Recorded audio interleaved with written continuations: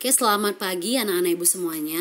Hari ini kita sudah sampai di materi baru di bab 6 tentang sistem pernapasan pada manusia. Jadi silahkan disimak videonya sampai akhir biar kamu paham tentang materi kita pada pagi hari ini.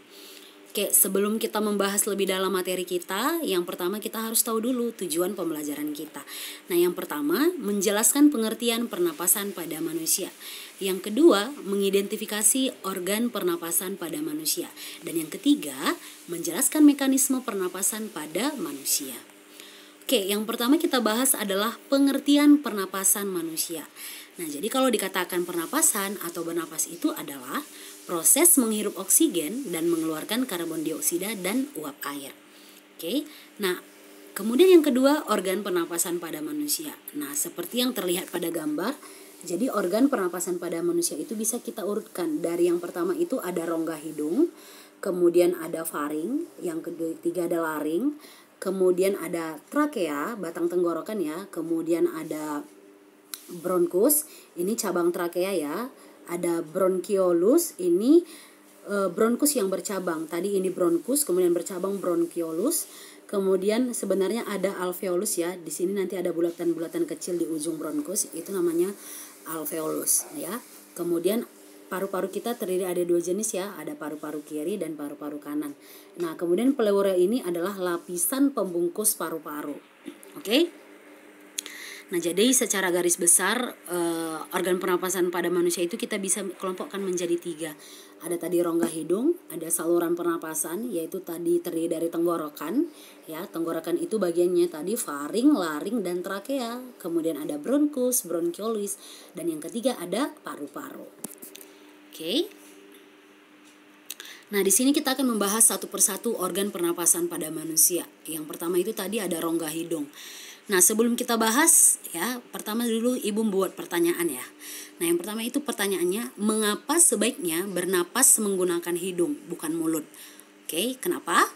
Iya, ya. Jadi di dalam hidung kita itu ada namanya rambut hidung ya, rambut hidung. Nah, fungsi rambut hidung ini adalah untuk menyaring udara yang masuk ke dalam tubuh kita ya, supaya nanti ketika ada partikel atau ada kotoran zat asing yang masuk ke dalam saluran pernapasan kita itu disaring di dalam rongga hidung kita. Jadi kotoran tersebut tidak sampai ke paru-paru. Nah, makanya kita sebaiknya bernapas menggunakan hidung. Sedangkan kalau di mulut proses penyaringan itu tidak ada gitu. Oke. Nah, kemudian di dalam rongga hidung itu juga terdapat yang namanya kapiler darah.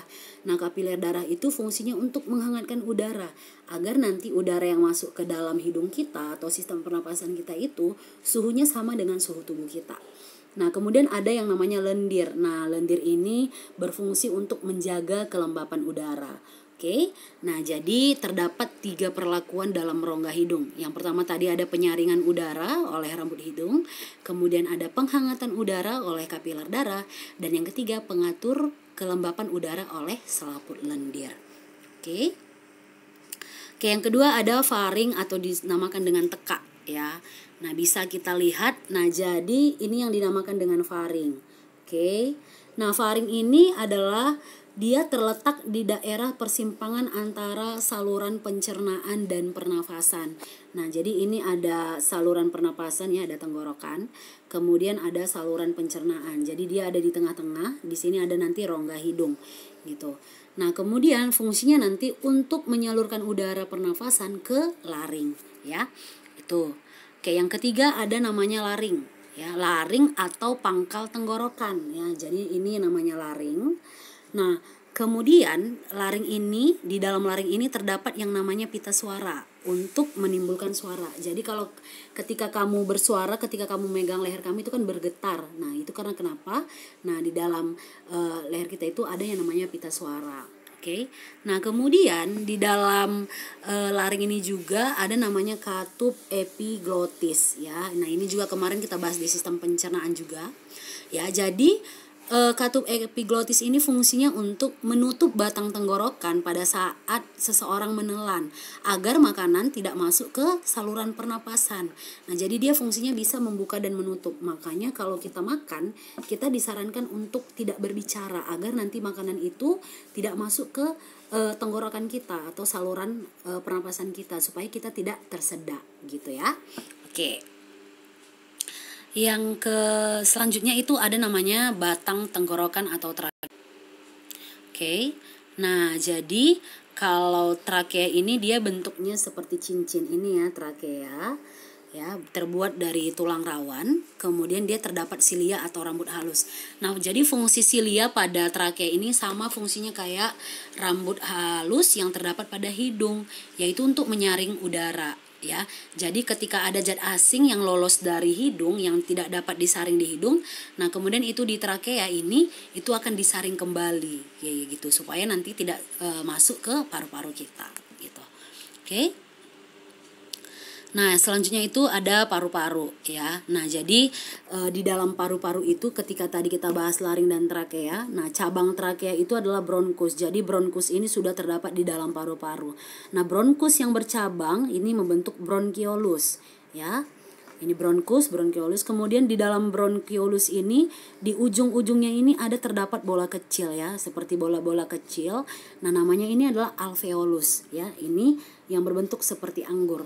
Nah, jadi alveolus inilah yang berfungsi sebagai tempat pertukaran oksigen dan karbon dioksida ya. Jadi kalau ada pertanyaan, bagian paru-paru yang berfungsi sebagai tempat pertukaran oksigen dan karbon dioksida adalah paru-paru.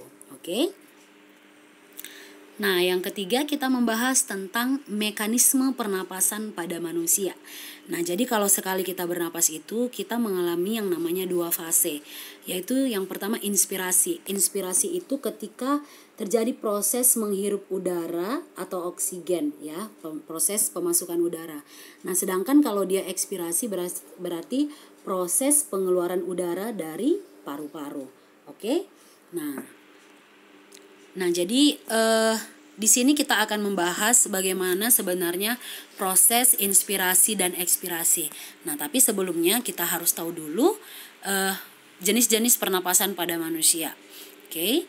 Nah, jadi jenis pernapasan pada manusia itu ada 2 jenis ya. Yang pertama ada namanya pernapasan dada.